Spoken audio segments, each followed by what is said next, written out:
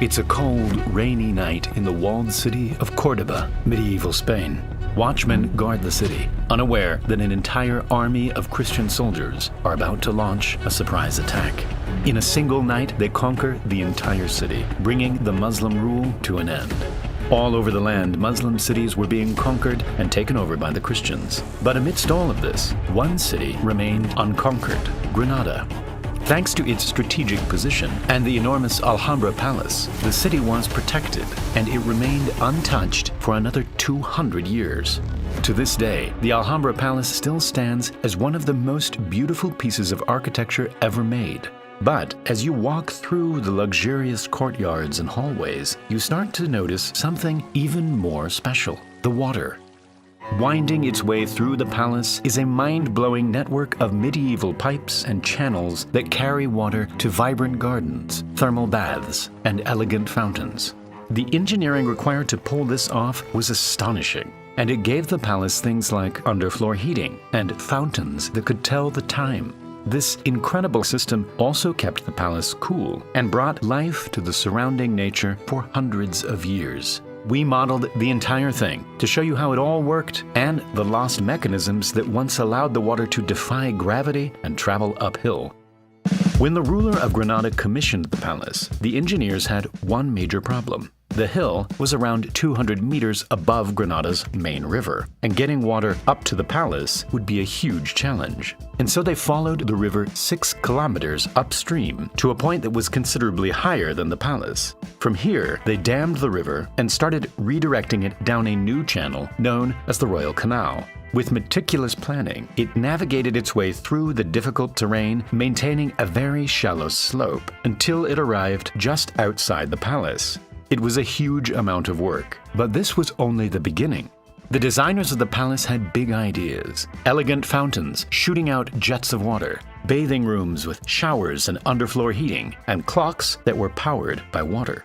All of this required much higher water pressure than the Royal Canal provided. And so to get around this, the engineers started digging out a large pool in an area much higher than the palace. Below this, the water from the Royal Canal would flow into an underground pipe and collect in a well 60 meters below the pool. At the top of the well, the engineers installed a water wheel equipped with buckets that could be turned by an animal. This would raise the water up to the surface and fill the storage pool with around 400 cubic meters of water. Having all this water stored above the palace pressurized the entire system, and at the same time gave the palace a backup supply of water in times of drought. From here, the water passed over an aqueduct and into the palace, where things start to get really interesting.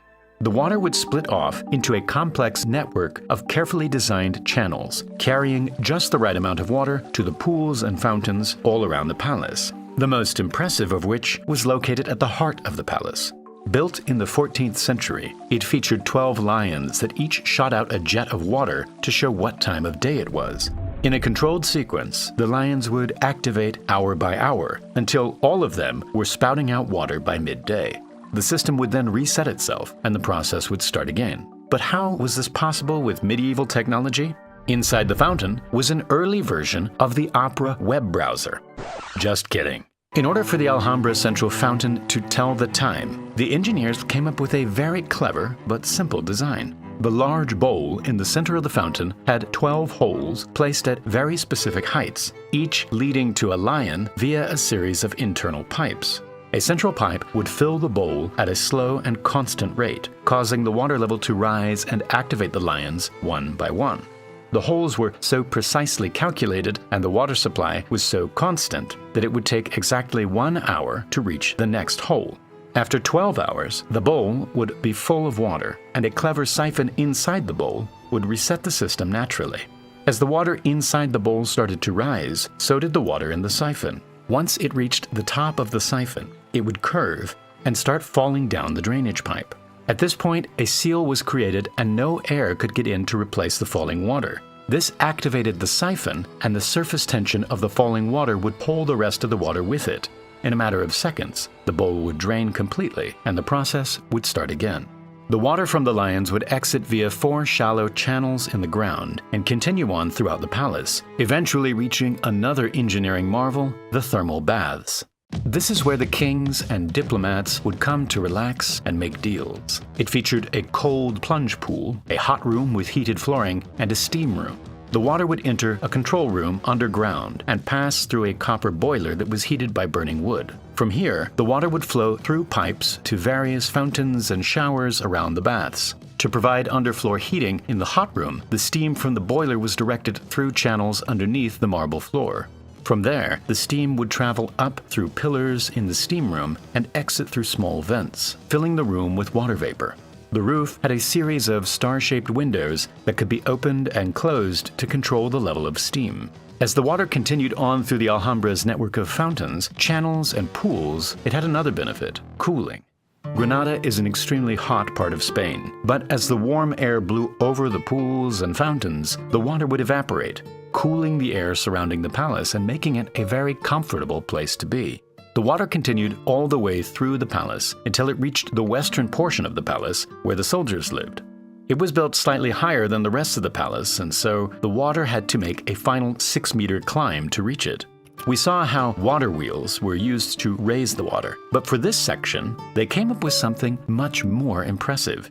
This was a special device that didn't require water wheels, animals, or any external power. Here's how it worked. Water from the system would flow into a container with a hole in the bottom, leading down to another container below. As the water traveled down through the pipe, a whirlpool would form in the top container. At the center of the whirlpool, a low-pressure area would form, sucking air downwards and into the container below.